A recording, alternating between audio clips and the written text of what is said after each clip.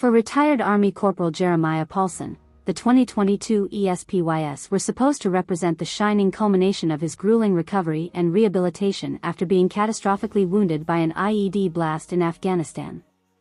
Instead, the night of glamorous celebration intended to honor his inspiring perseverance devolved into a traumatic hostage horror, courtesy of a delusional, bulldozing Prince Harry.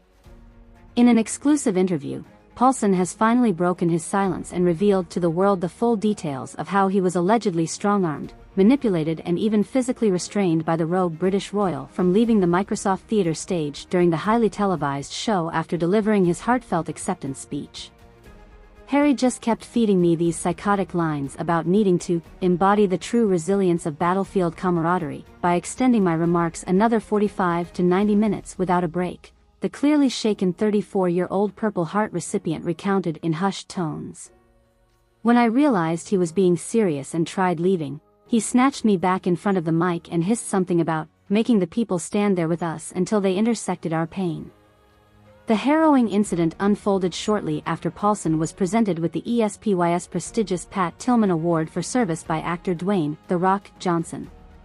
After delivering an emotional speech honoring fellow wounded service members while struggling to maintain composure, Paulson expected to simply return to his seat as is customary. However, that's when a sweat-drenched and wild-eyed Duke of Sussex allegedly ambushed him in the wings, ranting about some sort of metaphysical contrast he was fatefully destined to create and commandeer.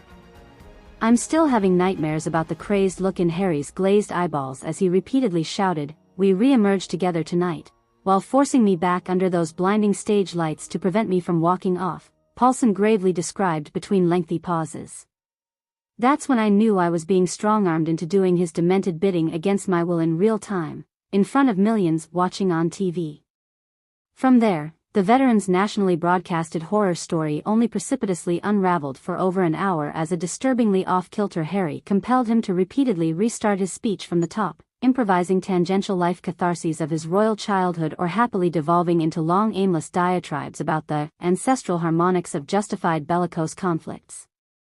At one point, the disheveled prince even haphazardly chopped off a fistful of his trademark rusty locks with an EMS trauma scissors filched off stage, shrieking, "This Rapunzel windfall slakes the great thirst of your blessed warriors." After I was about 3 or 4 minutes into restating my speech verbatim for the third straight time, Harry suddenly shoved his sweaty paw over my mouth and started riffing on spectral bludgeonings of some feudal, ectoplasmic afterlife plane where only he could shepherd the souls of the fallen, Paulson explained. That's when he traumatically tossed his ginger hair trimmings at me like caltrops and started convulsing and frothing up a storm on the stage floor like a demon being exorcised.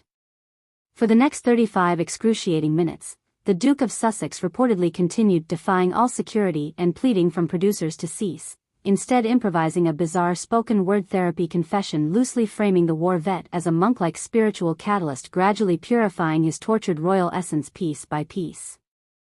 I still can't unsee or unhear the sheer depths of emasculation he inflicted upon me while dragging out his pontificating madness for a full pie cut of the televised ceremony, the former soldier lamented.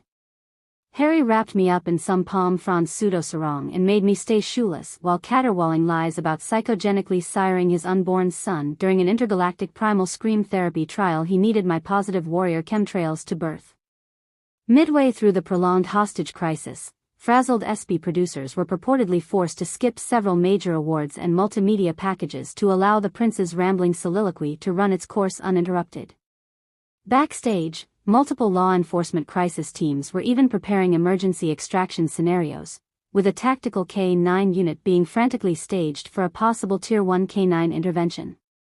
However, just when parents were close to adjusting TV broadcast frequencies for impressionable young viewers, the self-aggrandizing heir to the British throne began full public disrobing while improvising lyrics to a speaking cacophony about Duchess fertility pollinators and moon-refracting Mananami vapors. Within moments, the disturbing display crescendoed into a final garishly audible detailing of Harry bringing himself to climax before a live audience. By the end, I'm just lying offstage in a sweaty heap of PTSD flare-ups, psych trauma, and feeling more degraded than all the times my Humvee took direct RPG fire in Kandahar combined. All while hearing this vagrant expat mock blowing his mystical, toxically masculine money shot in unhinged gospel to his own resurrected fatherhood, Paulson whispered, visibly shuddering at the disturbing recollection and clearly still reeling from Pied, post-insane event distress. The beleaguered combat veteran had to be immediately rushed to Ronald Reagan UCLA Medical Center in Santa Monica following the incident due to signs of an acute dissociative psychosis break. According to emergency staff, he arrived in a completely catatonic state with critically spiking vital signs, only emerging from his out-of-body shock during car transfer after unconsciously urinating all over himself while remaining trapped in the blitzkrieg fugue. He never bothered to even say a single word to me as I was whisked away by medics once finally released from his sociopathic hostage psyop ritual, said Paulson when asked if he received any semblance of an apology from the Duke of Sussex. Instead, I overheard that lurid man-bun Muppet cackle something about my PTSD aura crystallizing his son baby before he lit up a massive Calipunga peace pipe carved from some sacred ethnic bamboo sprig or whatever. In the aftermath, it remains unclear if Prince Harry will face any repercussions for the disturbing incident, including possible criminal charges for false detention with an element of psychological cruelty. Internal leaks indicate ESPY organizers barred the prince from all future shows but paid an exorbitant undisclosed settlement to effectively nightclub hush fee the entire ordeal from evolving into a potential PR debacle. For his part, the former British royal has yet to publicly comment on the controversy or reports he effectively hijacked the award ceremony to carry out some sort of impromptu pagan rebirthing ritual for his still unborn child. However, unnamed Montecito sources allegedly overheard bizarre quasi-suicidal ramblings from Harry about how his unborn son blamed him for psychically aborting its essence during the alleged stage performance. Everything about that distressing night, from start to ghastly finish, should have remained private inner battles for my platoon and I to contend with alone in our darkest watches. Core. Paulson somberly concluded about the aftermath. Instead, I now regard that entire PTSD gauntlet as a whole new round of casualties.